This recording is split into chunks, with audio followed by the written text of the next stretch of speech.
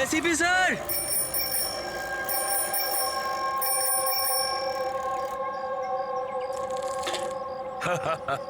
আরে জিমি, কেমন আছো বাবা? Morning sir. Good morning Jimmy. আজ হঠাৎ কি মনে করে? কেমন আছো?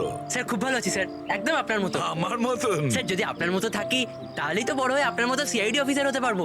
আরে বাহ, আমার মতন অফিসার হবে? সিআইডি তে এসিপি হবে? সেটার জন্য অনেক পড়াশোনা দরকার, এক্সামের প্রিপারেশনটা খুব ভালো দরকার, তাই না? কেমন চলছে তোমার প্রস্তুতি? একদম দারুণ স্যার। আর এক্সামে তো স্যার খুব ইজি ইজি কোয়েশ্চেন আসে। ভেরি গুড, বসো বসো। স্যার এটা আমার স্ক্র্যাপ বুক স্যার, আমি এটার মধ্যে ক্রাইম হিস্ট্রি সলভ করেছি স্যার। মাই স্ক্র্যাপ বুক? এখানে ক্রাইম হিস্ট্রি আছে? হ্যাঁ স্যার, আপনি এটা দেখে আমাকে গাইড করুন না স্যার। স্যার আমি এখানে ইনফরমেশন অনেক আলাদা আলাদা জায়গা থেকে কালেক্ট করেছি আর সব সেভ করে রেখেছি স্যার, সব স্ট্যাম্প করে রেখেছি যাতে আমি সবকিছু একসাথে এক জায়গায় দেখতে পারি। আর স্যার এই যে এই পেজটা না, এখানে লেখা আছে যে কখন হয়েছে, কিভাবে হয়েছে, কোথায় হয়েছে। আর স্যার এর যে নেক্সট পেজটা না, ওটার মধ্যে একদম ফাইনাল ডিটেলস আছে। আচ্ছা, কিন্তু স্যার কিছু জিনিস মিসিং আছে যাতে আমি বুঝতে পারছি না কি করে হয়েছে। তো এই ক্রাইম এই বিল্ডিং এর আন্ডার কনস্ট্রাকশন হয়েছে? যে অপরাধ করেছে সে গম্ভীর করেছে, আর তুমি দারুণ কাজ করেছো। কিন্তু এই সব করার আগে লেখাপড়া ভালো করে করতে হয়, এক্সামে খুব ভালো নাম্বার পেতে হবে, তাহলে দেখবে তুমি একজন ভালো সিআইডি অফিসার হয়ে গেছো। যখন বড় হয়ে যাবে আমি তোমাকে গাইড করব ভালো সিআইডি অফিসার হওয়ার জন্য। Thank you sir. এবারে এই মিস্ট্রিটা আমরা কবে সলভ করব জানো? তোমার এক্সাম শেষ হওয়ার পরে আমরা দুজনে মিলে সলভ করব। না, ঠিক আছে স্যার, হ্যাঁ। Bye sir. By.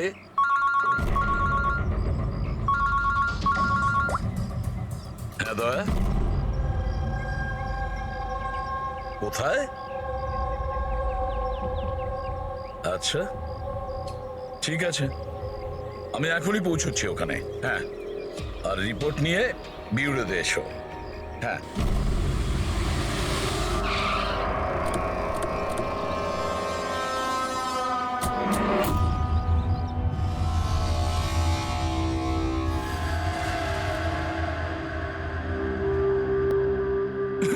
Debjani, control yourself Rakesh. Rakesh control. Rakesh সামলাও নিজেকে নিজে। রাকেশ please। দেখুন না কি হয়ে গেল। এখন তদন্ত চলছে, আমি স্যার, বাইরে গিয়ে কিছু কথা করুন বলছি। আপনি। আমি বাইরে গিয়ে কথা বলছি, তোমরা ওকে বাইরে নিয়ে যাও। আরে আমি তো বললাম কথা বলবো। চল যাও। রাকেশ, কন্ট্রোল ওকে নিয়ে যাও। ইয়োরসেলফ, সব ঠিক হয়ে যাবে।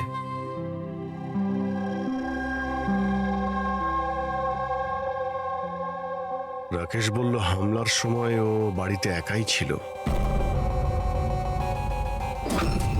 প্রচুর রক্ত বেরিয়েছে। এর গলায় যে 3টে দাগ আছে ওটা দেখে মনে হচ্ছে যে ধারালো অস্ত্র দিয়ে আঘাত করেছে একে। কিন্তু স্যার আঘাতটা তো ছুরির মনে হচ্ছে না। দাগটা অন্য কিছুর, গলার শিরা কেটে যাওয়ার কারণে এতটা রক্ত বেরিয়েছে। কিন্তু এই দাগগুলো দেখে মনে হচ্ছে যে কেউ আঘাত খুব কাছ থেকে করেছে। যদি কেউ ছুরি মেরেই থাকে তো খুনির পায়ের ছাপ নেই কেন?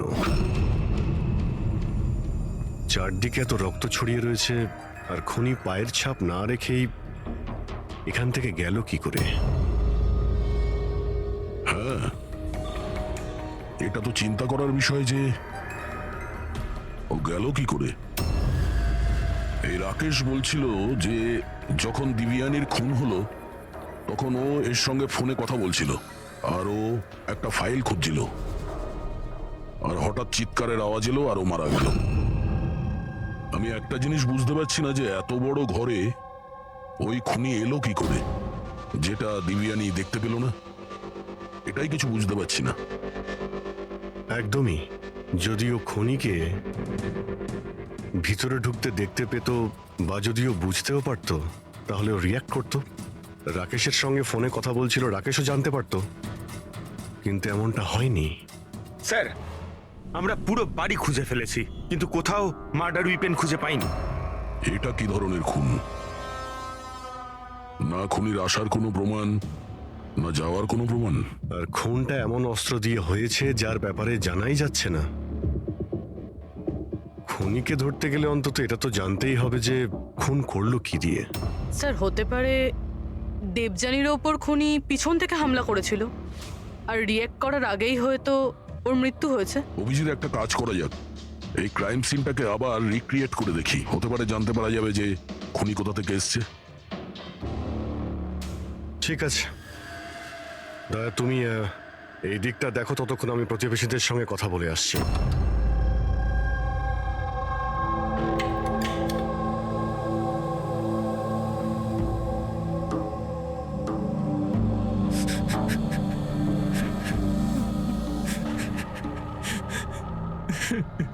স্যার, যেই আমার বউকে খুন করে থাকুক ওকে ছাড়বেন না। নিজেকে সামলাও, খুনি অবশ্যই ধরা পড়বে। এই সামনের ফ্ল্যাটটা কার? স্যার এটা আমার ফ্ল্যাট। আপনি স্যার আমি অভিষেক, আর এটা আমার ওয়াইফ প্রিয়া। Hi sir. আমরা এখানেই এই ফ্ল্যাটের সামনেই থাকি। 9:30টার সময় যখন এই খুন হয় তখন আপনারা কোথায় ছিলেন? স্যার আমরা এই করিডোরেই ছিলাম। আমরা ব্যাস ঘরের দিকে যাচ্ছিলাম আর জোরে চিৎকার শুনলাম। হ্যাঁ স্যার, খুব জোরে। তখন আমরা এখানেই দাঁড়িয়ে গেলাম। এখানেই ছিলেন আপনি করিডোরে? হ্যাঁ স্যার। তখন ওই সময় কি কাউকে যেতে বা আসতে দেখেছিলেন? না না, স্যার। স্যার, আমরা তো কাউকেই দেখিনি। নো।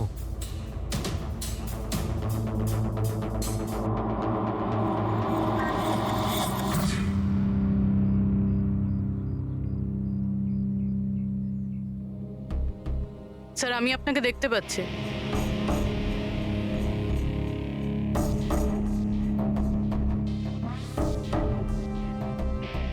আমি আপনাকেও দেখতে পাচ্ছি।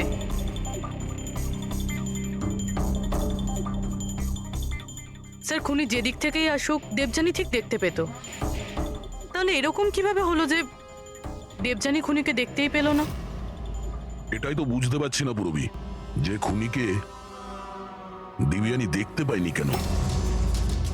ভেতরে এসে খুব সহজেই মেরে চলে গেছে ও, আর এখানে হাতাহাতির কোনো চিহ্নই নেই। খুনি না ডান দিক থেকে এসছে, না বাঁ দিক থেকে, আর না পেছন থেকে। আচ্ছা এটা তো নয় যে খুনি সামনে থেকে এসছে? সামনে তো ক্যাবিনেট আছে, এখান থেকে তো দেখতেই পাওয়া যেত। দেখতে তো তখন পেত যখন ওকে দেখা দিত। আচ্ছা ও এখানে তো জায়গাই নেই স্যার। এটাতেও নেই। স্যার দেবযানীর খুন হয়েছে মানে খুনি ভিতরে তো নিশ্চয়ই এসেছিল। এবার প্রশ্ন এটাই থাকে যে ও এখানে লুকিয়েছিল কোথায়? তার থেকেও বড় কথা স্যার, খুনি ঘরের ভিতর ঢুকলো কি করে? না কোনো জানলা ভাঙা আছে, না কোনো কাঁচ ভাঙা আছে, আর না তো দরজাটা নিয়ে কেউ কিছু করেছে।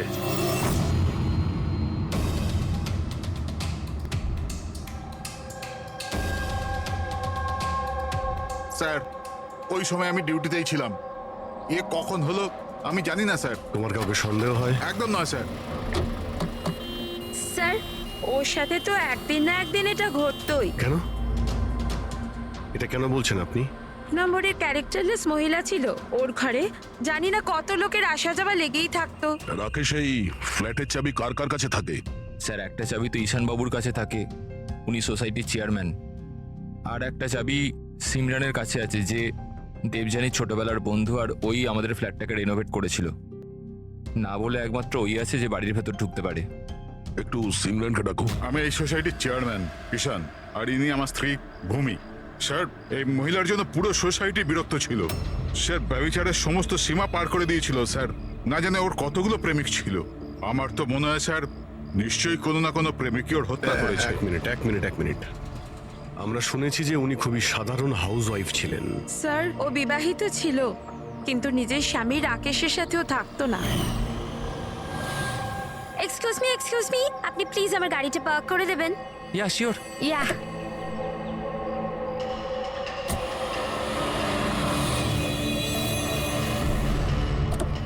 আরে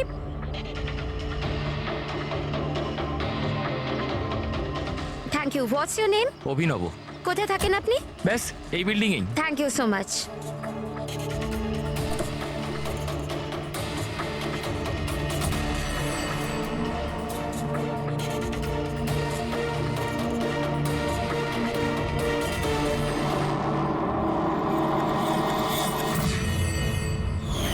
সোসাইটির ছেলেদের কাছে সাহায্য চাইতো বলে আপনারা ওনার ক্যারেক্টার নিয়ে আঙুল তুলছেন? হ্যাঁ, যদি এরকম ব্যাপার না হতো তাহলে আমরা কেন আঙুল তুলবো? স্যার, দেবযানীর সঙ্গে বাজে শ্রেণীর লোকেরা দেখা করতে আসতো, আর যখন এই কথাগুলো জানাজানি হতো তখন ও কথাটা এড়িয়ে যেত আর উল্টে লোকজনের বিরুদ্ধে হ্যারাস করার অভিযোগ আনতো। স্যার, সিমরান, সিমরান, এই ঘরের একটা চাবি তোমার কাছে থাকে? হ্যাঁ স্যার। স্যার, শুধু চাবিটা আমার কাছে বলে আপনি আমায় সন্দেহ করছেন? দেবযানী আমার ছোটবেলার বন্ধু, আমি ওর খুন করিনি।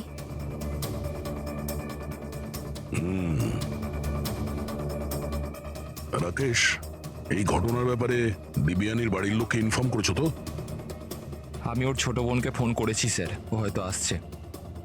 আপনি জানেন ও 10 জন লোকে লাভ কার্ড দিয়েছে। লাভ কার্ড? ওটা তো আমিও জানতাম না, যখন আমার হাজব্যান্ডকে দিল তখন আমি জানতে পারলাম। আপনাকেও? আপনি সবাইকে জিজ্ঞেস করতে পারেন স্যার। কি? একদম স্যার, ঠিক। দেখুন, ওই কার্ডটা কি আমরা দেখতে পারি?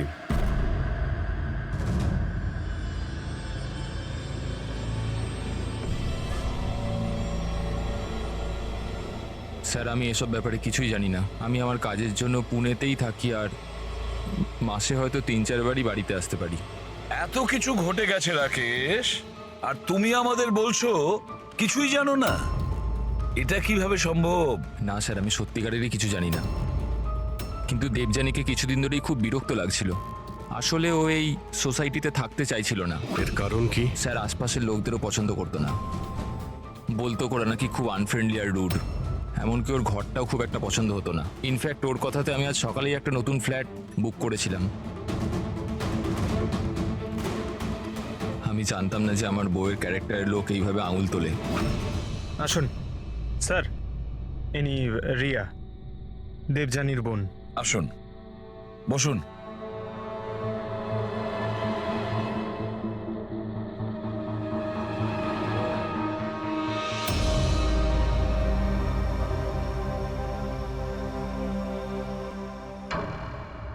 স্যার, আমি আপনাকে একটা কথা বলতে চাই। যেভাবে সবাই খারাপ কথা বলছে না আমার দিদির ব্যাপারে, ওরম ছিল না স্যার। আমি জানি এটা কে করেছে। কে করেছে এটা?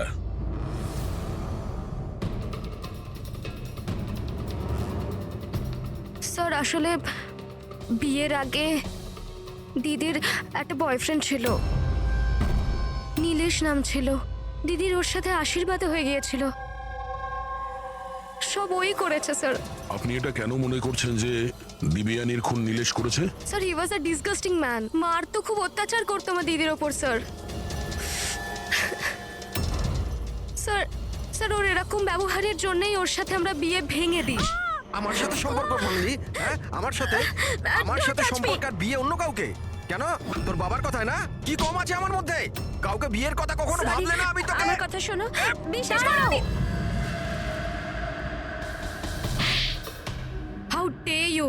তোমার সাহস কি করে হয় আমার দিদির উপর হাত তোলার? হ্যাঁ, আমার দিদি তোমার সাথে বিয়ে করবে না, এইটুকু কথা তোমার মাথায় ঢোকে না? না, হ্যাঁ? তোকে মেরে ফেলবো, আমি প্রাণে মেরে ফেলবো, বুঝলি? আমাকে ছাড়া কখনো কাউকে বিয়ে করার কথা ভাবিস তো? কিছুদিন বাদে ও দিদিদের পাশের একটা বিল্ডিং এ শিফট হয়েছিল স্যার। ওই দিনটার পরে দিদির ফোনের হুমকির কল মেসেজ দিদির কাছে রোজ আসতো স্যার। এমনকি কিছু লোক দিদির বাড়িতে রোজ আসতো স্যার। আমি বলছি স্যার, এই সব নীলেশের কাজ স্যার। আর ওই সোসাইটির চেয়ারম্যান ঈশান স্যার, ও আমার দিদিকে বদনাম করার একটাও সুযোগ ছাড়েনি। ও এটা কেন করতে যাবে? ও ও এই জন্য, কারণ ওর নজর দিদির ওপর ভালো ছিল না স্যার। ওকে একা পেয়ে ওর সুযোগ নিতে চেয়েছিল স্যার। আর যখন এটা করতে পারলো না স্যার, তখন ওর দিদির বদনাম করতে শুরু করে দিল। নীলেশ আর ঈশান, নীলেশ ওর বিয়ে ভেঙে যাওয়ায় প্রতিশোধ নিতে চায়, আর ঈশানের মেয়েলিগোতে আঘাত লেগেছে, সেই কারণেও দিব্যানীকে বদনাম করার চেষ্টা করছে।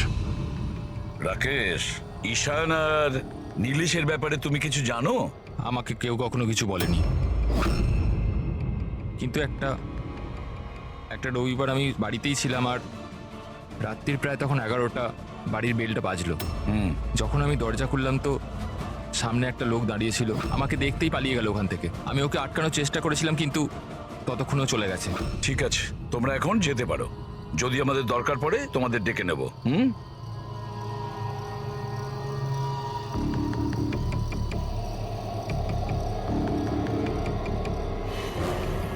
ঈশান, নীলেশ আর সেই লোকটা যে রাত্রিবেলা দেবযানীর ঘরে এসেছিল, খোঁজ নিতে হবে এই তিনজনের ব্যাপারে। হতে পারে খুনি এই তিনজনের মধ্যেই কেউ। তবে যেই হোক, দেবযানীকে কিভাবে খুন করলো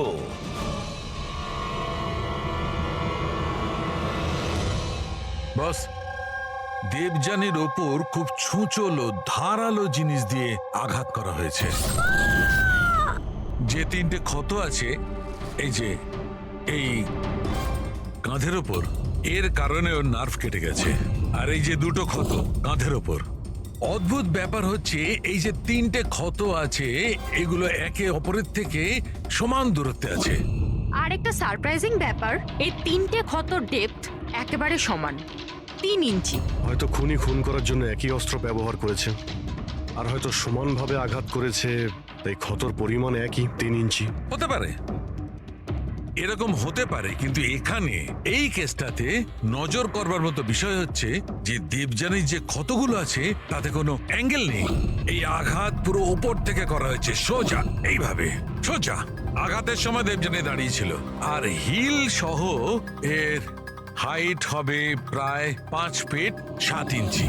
আর ওকে এইভাবে আঘাত করার জন্যে খুনির হাইট হতে হবে কম করে 6 ফুট 2 ইঞ্চি, তবেই এরকম আঘাত হবে, না হলে নয়। দেখো সালুকে, খুনির উচ্চতা যদি 6 ফুটের বেশি হয়, তাহলে ক্যাবিনেটের মধ্যে কি করে লুকিয়ে থাকবে? আর লুকিয়ে আঘাতও করতে পারবে না। আর সে যদি দেবযানীর পেছন দিক দিয়ে কেউ আসে, তাহলে দেবযানী জানতে পেরে যেত, আর সে তখন নিজেকে বাঁচানোর চেষ্টা করত। এখন প্রশ্ন হলো, সে খুনটা করলো তো করলো কিভাবে? আর স্যার, যদি কোনো লোক দরজা বা জানালা দিয়ে ভিতরে ঢুকতো বা বাইরে বের হতো, তাহলে কেউ না কেউ তোকে দেখতে পেত। কেউ তো দেখতেই পায়নি।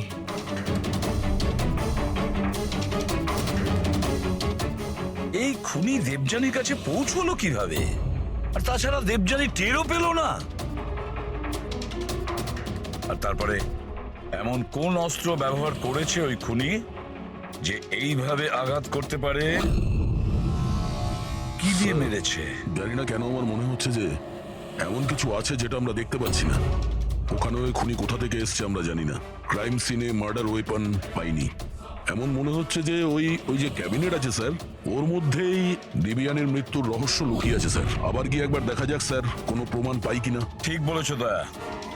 হেডরিক, একটা কাজ করো, তুমি ওই সোসাইটিতে গিয়ে ওই সোসাইটিতে যে কয়জন লোক আছে যারা 6 ফুটের থেকে লম্বা, তাদের সবার লিস্ট নিয়েছো। আর তাছাড়া এটাও খবর নাও যে দেবযানীর বাড়িতে রাত্রি 11টার সময় কে এসেছিল, যে রাকেশকে দেখে পালিয়ে গেছে। দেবযানীর পুরো ফোন রেকর্ড চেক করো, ল্যান্ডলাইনের রেকর্ডও আর মোবাইল ফোনের রেকর্ডও। আর আমরা এই ঈশান আর নীলেশের সঙ্গে কথা বলি।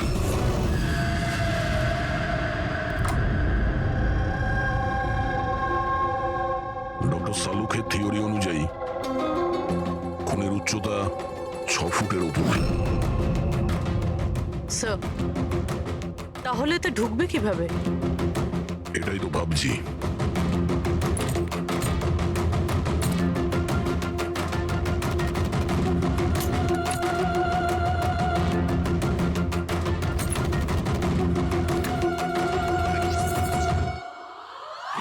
স্যার, এই সেলফের ভেতর তো দেখছি ভালোই জায়গা রয়েছে। আপনার মতো লম্বা চওড়া লোকও এর ভেতর ঢুকে যেতে পারবে। ওটাও দেখে নিচ্ছি।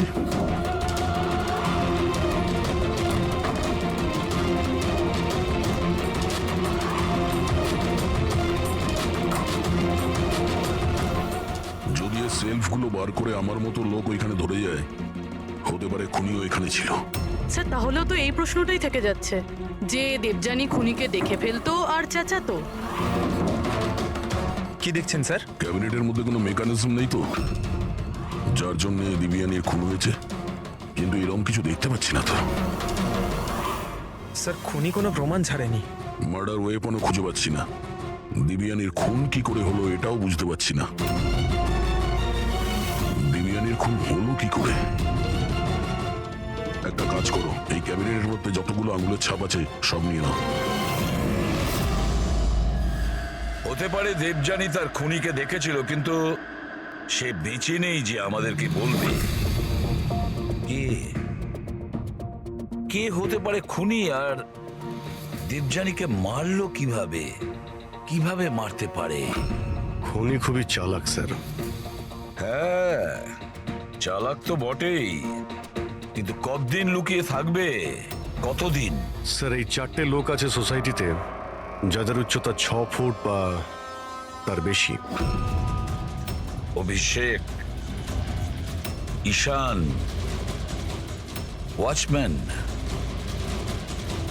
ভূমি। স্যার, এ হাই হিল পরে, হিল পরার পরের উচ্চতা 6 ফুট হয়ে যায়। কিন্তু অভিজিৎ, এই 4 জনের মধ্যে কে হতে পারে যে দেবযানীকে খুন করেছে? ওই ক্যাবিনেটে কে লুকিয়ে বসেছিল? কে হতে পারে? দিদির একটা বয়ফ্রেন্ড ছিল, নীলেশ নাম ছিল। অনেক বড় গুন্ডা তুই, হ্যাঁ? গত সপ্তাহে নিজের প্রতিবেশীকে এমন মেরেছিস যে মরতে মরতে বেঁচে গেছো, আর দিবিয়ানিকে তো মেরেই দিয়েছিস। সত্যি সত্যি যদি মেরে ফেলতাম, কিন্তু আফসোস ও তো নিজেই মরে গেল। হ্যাঁ, মানছি ওর সাথে আমার ঝগড়া হতো, কিন্তু এর জন্য কেউ বিয়ে ভাঙে নাকি? স্যার, এই জন্যই আমি বদলা নিতে চেয়েছিলাম। প্রচুর তেল তোর শরীরে না? হ্যাঁ, 2 মিনিট, মাত্র 2 মিনিটই তোর সমস্ত তেল বার করে দেবো, বুঝেছিস? তারপর স্বপ্নেও কাউকে মারার কথা ভাববি না তুই। স্যার, আমি ওই সোসাইটিটার সমস্ত ফুটেজ চেক করেছি, আর সেখানে নীলেশ সোসাইটির বাইরে এদিক ওদিক ঘুরে বেড়াচ্ছিল দেখা গেছে। আচ্ছা,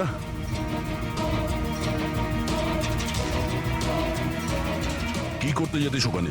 আমি শুধু দেখা করতে গিয়েছিলাম, দেখা করার চেষ্টা করতাম, কিন্তু ওর দেখা পাইনি। এবার সকাল 9:30টার সময় যখন দিবিয়ানির খুন হয়েছিল, কোথায় জানি ছিলি না তুই? জানি না স্যার, আমি রাতে একটু বেশি খেয়ে ফেলেছিলাম, তাই আমার মনে আসছে না। মনে করার চেষ্টা কর, খুব ভালো করে চিন্তা কর, স্মৃতিশক্তি ফিরিয়ে নিয়ে আয়, না হলে তোর এমন হাল করব তুই নিজেকে চিনতে পারবি না, বুঝলি? ফ্রেডি, চল। ঈশান, তুমি দিবিয়ানিকে সার্টিফিকেট দিচ্ছিলে, ক্যারেক্টার সার্টিফিকেট, হ্যাঁ? নিজের ব্যাপারে কি বলবে তুমি? আমি কিছু বুঝতে পারলাম না স্যার। আমরা সবকিছু বুঝে গেছি। দিবিয়ানি তোমায় পাত্তা দেয়নি, তাই ওকে বদনাম করে দিয়েছো পুরো সোসাইটিতে। সবকিছু ঠিকঠাক বল, না হলে আমি। স্যার ওই সমস্ত পুরুষের সাথেই ঘোরাফেরা করতো, তো আমি ওর সাথে কাছাকাছি হওয়ার চেষ্টা করেছিলাম, কিন্তু ও আমাকে এড়িয়ে যেত। তখন আমি ভাবলাম যে আমি এর বদলা নেব। আর বদলা নেওয়ার চক্কর ওকে মেরেই দিলে? না স্যার, আমি ওকে মারিনি, আমি তো শুধু ওকে ধমকেছিলাম ভয় দেখাতে। তোমার কাছে ওর ফ্ল্যাটের চাবিও তো ছিল, হ্যাঁ? মানে তোমার কাছে উদ্দেশ্যও ছিল আর উপায়ও ছিল, হ্যাঁ? কিন্তু স্যার, যখন ওর মৃত্যু হয় তখন তো আমি সোসাইটির ওয়াটার পাইপ ঠিক করছিলাম। আপনি চাইলে যে কাউকে জিজ্ঞাসা করতে পারেন। আমরা জেনেই যাবো।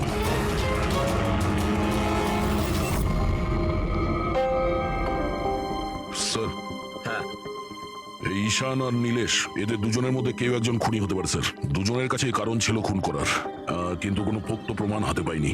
আরো কিছুটা এনকোয়ারি করতে হবে। সে যেই হোক, নিজেকে খুব চালাক মনে করে সে। আচ্ছা দয়া, দেবযানীর বাড়িতে রাত্রি 11টার সময় যে এসেছিল, সে কে? কিছু জানতে পেরেছো? হ্যাঁ স্যার, ওনার নাম সুনীল, বাইরেই বসে আছে। স্যার, দেবযানীর সাথে আমার কথা ডেটিং সাইটে হয়েছিল। ডেটিং সাইটে? Yes sir. তারপর আমাদের মেলেও কথা হতো স্যার, আর দেবযানী আমায় বাড়িতে দেখা করতে ডেকেছিল, আর আমি দেখা করতে গিয়েছিলাম স্যার, কিন্তু ওর বরকে থেকে ঘাবড়ে গেছিলাম স্যার। ভয়ের চোটে আমি ওখান থেকে পালালাম স্যার। পুরবি, দেবযানীর ডেটিং সাইট চেক করো, আর ওর ইমেলও চেক করো। দেখা তো যাক এ কতটা সত্যি বলছে। স্যার, স্যার দেখুন, দিদির ফোনে কেউ জীবন নামের ব্যক্তি বারবার ফোন করছে আর উল্টোপাল্টা কথা বলছে।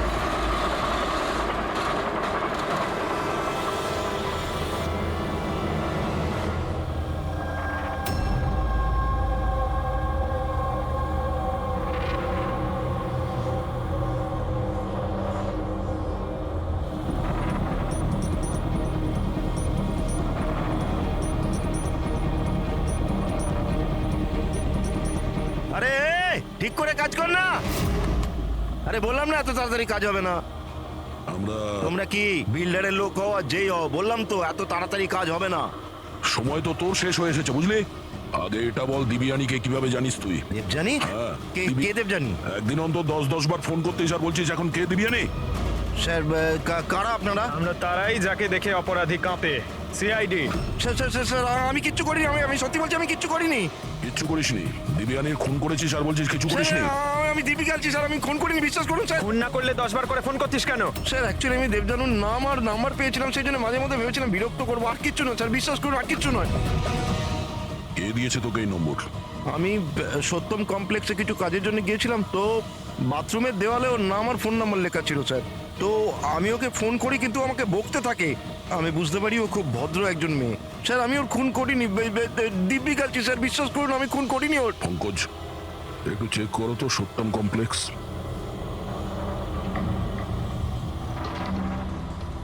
স্যার এটা তো কমার্শিয়াল বিল্ডিং, অনেক অফিস রয়েছে এখানে। ও নিশ্চয়ই ওখানে রোজউড সোসাইটির কেউ আছে যে সত্যম কমপ্লেক্সে কাজ করে, যে দিবিয়ানিকে একটু বেশি ঘৃণা করত।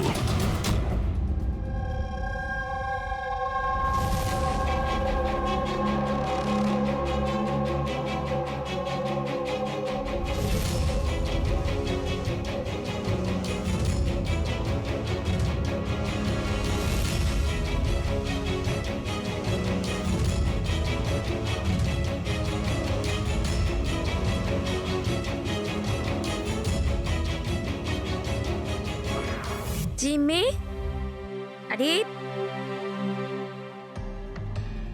জিমি বাবা, এইসব কি করছো তুমি? সামনে তোমার পরীক্ষা আছে। দেবযানীর মার্ডার মিস্ট্রি সলভ করছি মা। কি? আগে ম্যাথের কোয়েশ্চেন পেপার তো সলভ করো। আমি কিছু বলছি তোমার। মা প্রথম পেপারটা ফিজিক্সের, আর এই মার্ডারটা কিছুটা ফিজিক্সের লজিক কাজ করেই হয়েছে। তুমি তোমার এই লজিক না, এতে আমি বিরক্ত হয়ে গেছি। এখন এই লজিক গিয়ে তুমি এসিপি স্যারকে বোঝাবে, আর তারপর উনি আমায় ফোন করে তোমার নামে নালিশ করবেন। মা যখন এসিপি স্যার আমার কমপ্লেন করবে না, তখন ওনার সামনেও এমনি একটু বকে দিও। হ্যাঁ, সিআইডি অফিসার হওয়ার কথা বলছো, আর নিজের মাকে মিথ্যে বলার ট্রেনিং দিচ্ছ, তাই না? এখন আমি গিয়ে এসিপি স্যারকে এটা নালিশ করবো, দাঁড়া। মামা আমি জানি তুমি স্যারের কাছে নালিশ করবে না, আচ্ছা, কারণ তুমি তো ওয়ার্ল্ডের বেস্ট মম, তাই না মা? না না, আরে ছাড়, আরে জিবি, আরে তুমি বলবে না মা। আরে না না না, তুমি বলবে না, তুমি আর মা আমি গিয়ে এখনই বলছি, এখনই দাঁড়িয়ে যা। বলবে না।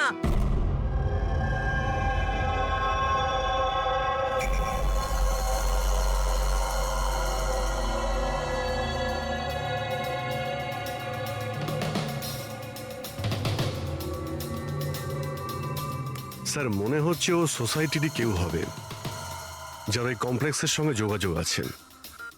স্যার আমি দেবযানী আর সুনীলের সব মেসেজ চেক করেছি, একটা অবাক করার মতন বিষয় জানতে পেরেছি।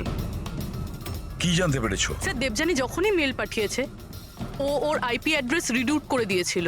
রিরুট মানে কোন কম্পিউটার থেকে মেসেজ পাঠানো হয়েছে সেটা যেন কেউ জানতে না পারে। আর তাছাড়া স্যার একবারেই দেবযানী নিজের আইপি অ্যাড্রেস বদলাতে ভুলে গেছিল। এতে অবাক হওয়ার কি আছে? স্যার ব্যাপারটা হলো যে ওই অ্যাড্রেসটাও দেবযানীর নয়, কার ওটা? দেবযানীর প্রতিবেশী পিয়ার। আর এটা আমার ওয়াইফ প্রিয়া। Hi sir. আমরা এখানেই এই ফ্ল্যাটের সামনেই থাকি। তার মানে প্রিয়া ডেটিং সাইটে দেবযানের প্রোফাইল বানায়, ওই তাহলে মেসেজগুলো পাঠাচ্ছিল। স্যার সত্যম কমপ্লেক্সে রোজউড সোসাইটির ভূমি কাজ করে। দেবযানীর প্রতিবেশী ভূমি আর প্রিয়া।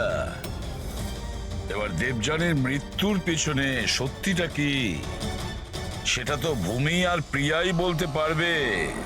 এসিপি স্যার, এসিপি স্যার, আরে এসিপি স্যার, আমি খুঁজে বার করেছি। কি খুঁজে বের করেছো? এটাই যে দেবযানীর মৃত্যু কিভাবে হয়েছিল।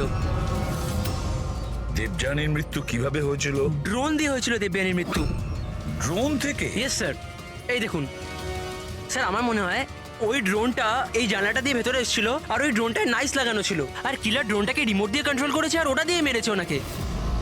জিমি, যদি ড্রোন দিয়ে দেবযানীকে মারা হয়ে থাকে তাহলে ড্রোন আসার শব্দ তো ও পেত, আর ও ড্রোন থেকে নিজেকে বাঁচানোর চেষ্টা করতো, তাই তো? হ্যাঁ স্যার, এটা তো আমি ভাবিনি।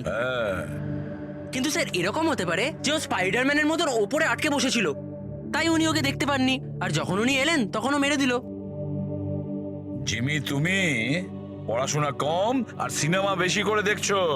তুমি নিশ্চয়ই স্কুলে পড়েছো যে যে জিনিসই ওপরে যায় সেটা নিচে আসতেই হয়। কেন বলো? গ্র্যাভিটির কারণে, মাধ্যাকর্ষণ শক্তির জন্য। যাও, মন দিয়ে পড়া করো, পরীক্ষার জন্য রেডি হও। হ্যাঁ, আমরা এখন কাজে বেরোচ্ছি। বা ভাই, বাই। আমি ফিরে আসবো।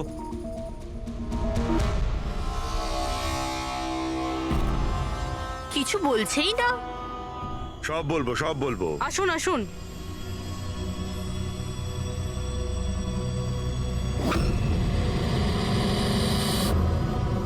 স্যার, আমাদেরকে এখানে কেন রাখা হয়েছে? খুব শখ ছিল তোমার না ডেটিং সাইটে অন্যের প্রোফাইল বানানো? হ্যাঁ, স্যার, আমি কিছু বুঝতে পারলাম না। তোমাদের লজ্জা হওয়া উচিত। একজন মেয়ে হয়ে আরেকজন মেয়েকে তোমরা বদনাম করতে চাইছিলে। তুমি দেবযানীর ডেটিং সাইটে নকল প্রোফাইল বানিয়েছিলে, লোকেদের মেলও করেছিলে যাতে ওর বদনাম হয়। স্যার, আপনাদের কোথাও নিশ্চয়ই ভুল হচ্ছে। প্রমাণ আছে আমাদের কাছে। তুমি তোমার আইপি অ্যাড্রেস চেঞ্জ করোনি পিয়া? কিন্তু আমাকে কেন ডাকলেন এখানে? আপনাকে? আপনি তো দেবযানীর নাম আর নাম্বার বাথরুমে লিখে দিয়েছিলেন। না স্যার, আর আমি এরকম কেন করব? আচ্ছা, ওই সুইপারকে ডাকবো যাকে টাকা দিয়েছিলে তুমি এই সব কাজ করার জন্য? হ্যাঁ স্যার, এইবার তো পরিষ্কার এই দুজন মিলেই দেবযানীকে মেরেছে।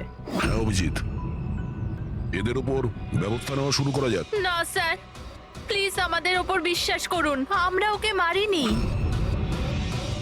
স্যার, আমরা দুজন মিলে ওকে বদনাম করার চেষ্টা নিশ্চয়ই করেছিলাম, কিন্তু আমরা ওকে মারিনি। হ্যাঁ স্যার, আমরা চাইতাম যে ও এখানে যেন না থাকে, তাই জন্য এসব করেছিলাম আমরা। কিন্তু যখন ও চলেই যাচ্ছিল, তাহলে আমরা কেন ওকে এভাবে মারতে যাব? কিন্তু তোমরা কেন চাইছিলে না যে ওই সোসাইটিতে থাকুক? হ্যাঁ স্যার দেখুন, এরকম যে দিব্যানী বেশিরভাগ সময় বাড়িতে একা থাকতো, আর সোসাইটির সব ছেলেরা ওর সুন্দরতার প্রশংসা করত, তো আমরা একটু ইনসিকিউর হয়ে গেছিলাম যে আমাদের হাজবেন্ডসরাও ওরকম না হয়ে যায়। বিশ্বাস হয় না যে একজন মেয়ে হয়ে তোমরা একটা মেয়ের সঙ্গে এইরকম ব্যবহার করতে পারলে। এবার বাকি কৈফিয়ত হাজতে গিয়ে দিও। এতে নিয়ে যাও পুরবি। যান আপনারা যান। চলো।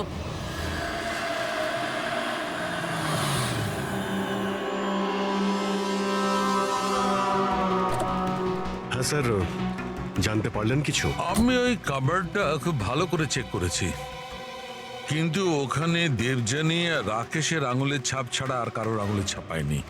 আর ওই আঙুলের ছাপগুলো শুধু নবের ওপর ছিল, দরজার নবের ওপর, আর কোথাও নয়। মানে ক্যাবিনেটের মধ্যে কেউ বসেছিল না? না, এরকম তো কোনো প্রমাণ পেলাম না। এই কেসটা তো সমাধানের বদলে সমস্যায় ফেলছে আমাদের। খুনি যদি ক্যাবিনেটে না থাকে তাহলে কোথায় ছিল?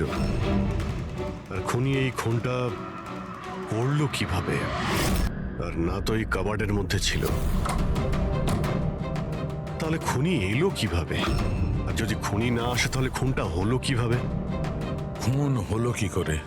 দেখো, আমি তোমাদের বলেছিলাম না দেবযানীর কাঁধের ওপর যে 3টে ক্ষত ছিল, ওগুলো একদম 90 ডিগ্রি অ্যাঙ্গেলে ছিল। মানে যখন আঘাত করা হয়েছে উঁচু থেকে করা হয়েছে, ওপর থেকে।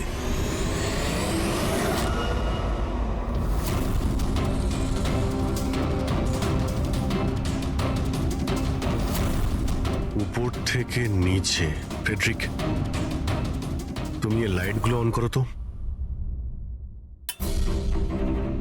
আরে, 3টে বাল্ব তো জ্বলছেই না, ফিউজ হয়ে গেল নাকি এগুলো? ফিউজ তো উঠতে পারে না, ঝাড়গুলো নতুন, এর মধ্যেই লাগানো হয়েছে। দেবযানীর কাঁধের উপরে 3টে ক্ষত ছিল, আর এটা 3টে বাল্ব অফ। ফ্রেডরিক, তুমি এগুলো নিচে নামাও তো। বোধহয় দেবযানীর মৃত্যুর রহস্য এর মধ্যেই রয়েছে।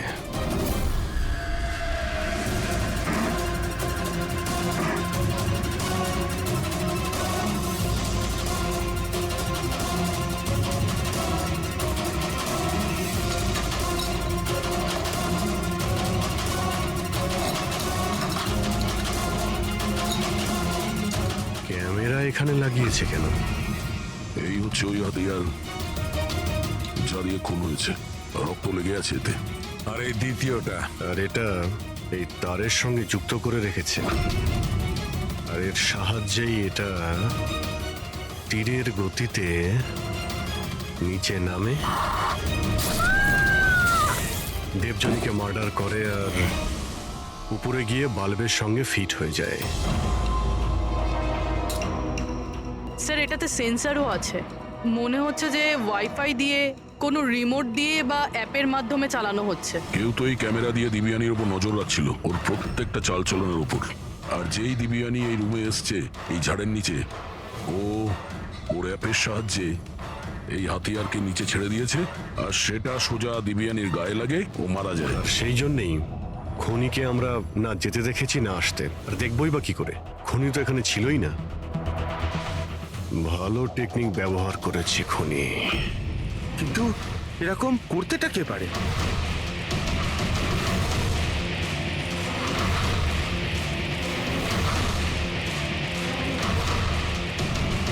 স্যার, খনিকে চিনতে পেরে গেছি।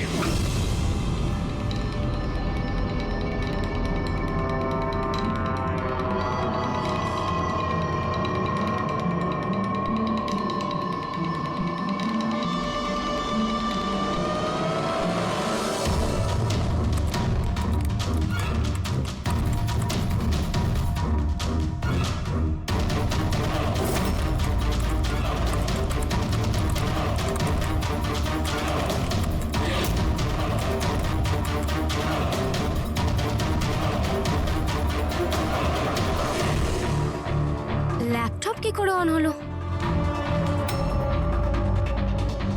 Suicide note?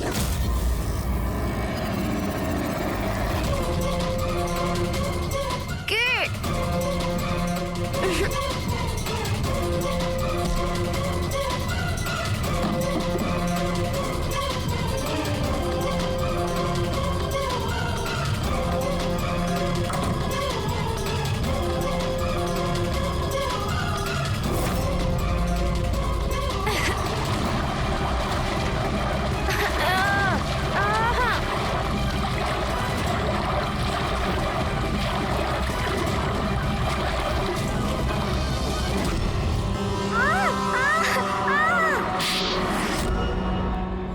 স্যার ম্যাডামের ফ্ল্যাট পছন্দ হয়েছে তো?